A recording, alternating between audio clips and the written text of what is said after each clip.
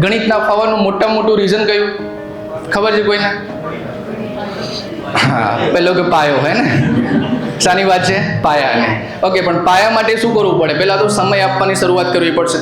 ગણિતને આપણે ટાઈમ આપતા નથી, અને ટાઈમ આપતા નથી એટલે શું થાય છે? સબ્જેક્ટ તૈયાર થતો.